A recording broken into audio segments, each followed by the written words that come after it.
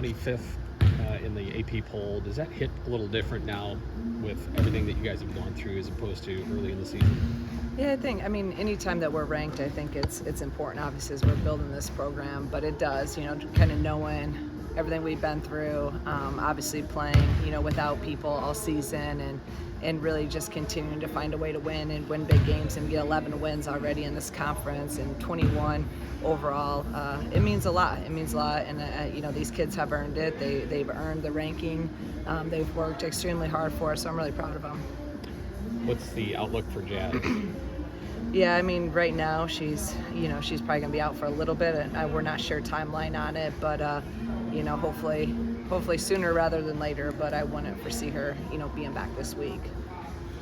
What's this trip to UCLA, or the trip out west? What does it kind of look like scheduling wise? How do you kind of organize that? Yeah, we're we'll leave tomorrow and then obviously play Thursday night. Friday we'll change hotels and go over to USC, and we'll get a practice in there, and then practice there again on Saturday. So we'll get a little bit of time. We'll go out to dinner on Friday night, which is something different for us. Normally we're always at the hotel, and I think we're going to go down maybe to Santa Monica Beach and walk around a little bit. So trying to take advantage of a little bit of time and get some sun and some warm weather will be good for everyone. So we don't normally have time on trips. It's usually all business, and obviously this is a business trip, but with that one day in between, we'll try to let our kids have a little bit of fun too.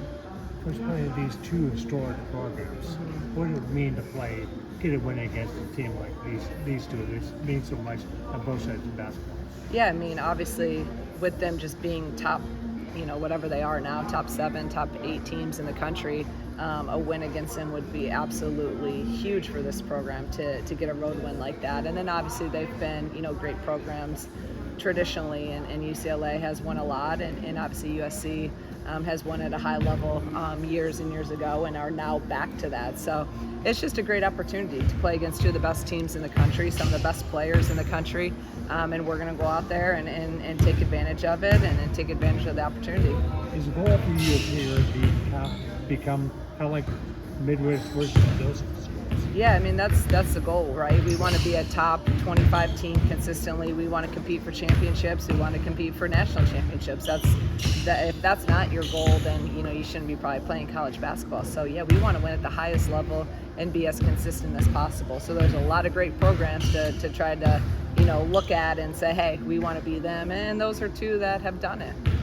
As you guys have been on this roll, I don't know how much you're out in town, but you get more pats in the back when things are going well, or feel like that? The great thing about this community, I feel like they've kind of, obviously we've done pretty well in our time here. We haven't had too many, we haven't had a losing season yet, but so I don't know what that looks like in town, but even through the struggles last year and through some of the losses, everyone's been super supportive, and I appreciate that. I think these fans are loyal, and they've been there, through it all, and you can even see some of their loyalty that they've been with this program for years and supported it. Still came to games when they weren't winning. So the community here has been unbelievable to me and my family. So and that's what I love about Champaign.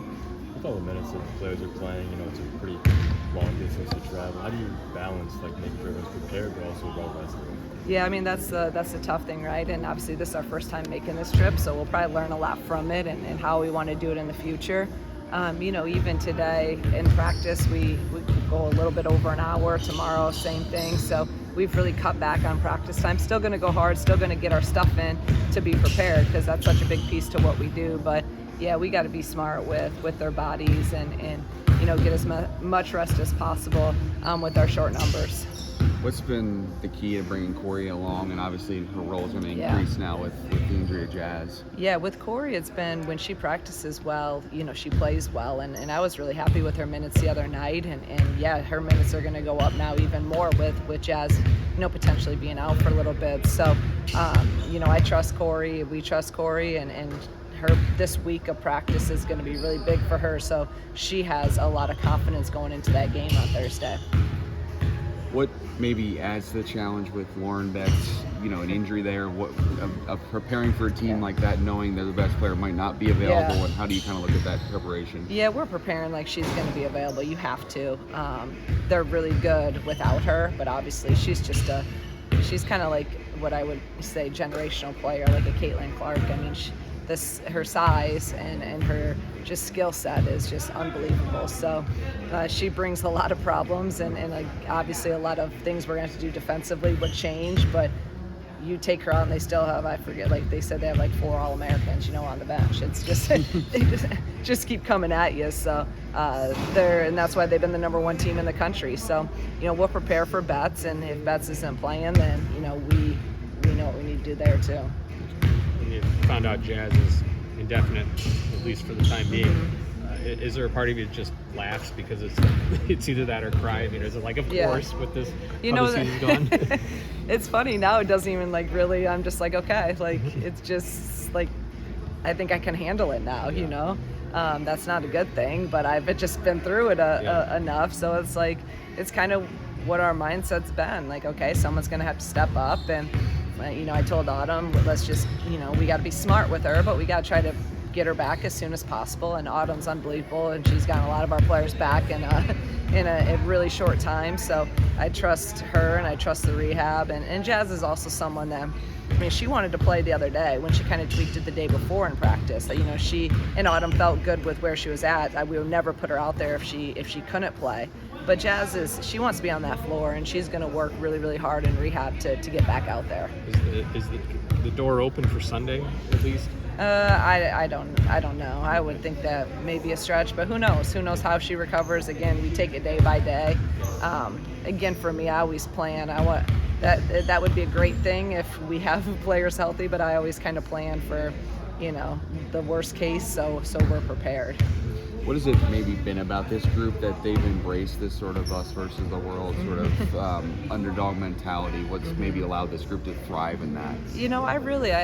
Because I've been thinking about it a lot, because I've been asked that question so much, and I really just think it's the experience that we've been through, like all the things, the ups, the downs.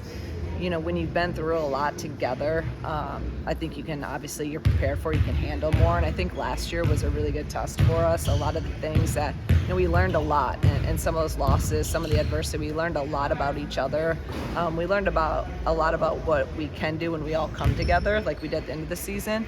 And I think that's really prepared us for now. So sometimes you just gotta go through it. You gotta go through the hard times, and you gotta embrace it, and you just gotta toughen it up, because again, you guys have heard me say it, that's life. Like, things don't always happen the way you want them to happen, and how you gonna respond, and what are you gonna do. And this team has just continually, they've done that. They haven't felt sorry for themselves. They haven't, looked for excuses. It's actually made us probably tighter, more connected, and hungrier. What this last month from Val, and just how well is she? I mean, is this the best you've seen out of her since you've been here? And what's that look like to get to this point? Yeah, no doubt this is the best. I've seen her play, the most consistent I've seen her play, the most confident I've seen her play. The best in her responses when a mistake does happen. She's able to respond quickly. I just think that's also maturity, experience. All the years, the 3 years of us, working on a lot of that stuff, her putting the time in to work on a lot of the mental side, the basketball side, her three-point shot, everything. Now you're kind of seeing the byproduct of work. And she's just such an unbelievable kid and worker, and has such great spirit to her. You're seeing that every night on the floor.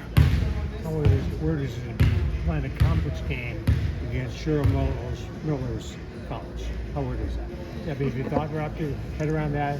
No, I haven't thought about that. I mean, there's a lot of things, in my time as a coach, you can say those things and Sure. like, oh wow, this is, Right. I mean, it's cool, but it's also, we got a game to play, and that's what I'm focused on. But she was during the time, were you aware of her? Yeah, Okay. yeah, she was. I was younger when Right. she was, but I am fully aware of her and what she did there, and Taylor obviously, Parker worked on the part. yeah, she was, one of those first big time players, and really changed the women's game. So and she's still involved. She was at the game the other day there. So who knows? She may even be there. So.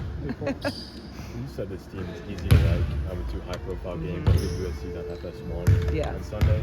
How beneficial can that be to the program? But so many people see what it's like and coaches style the team for now and for the future. I think it's great anytime we're on national TV, and we've been on it quite a bit. But you get on FS1 and obviously Big Ten Network and any other networks we've been on. It's great exposure for this team and then for the program. Just so people continue to learn more about Illinois women's basketball and what we're about and how we do things. And I think this team's easy to like because they do things the right way.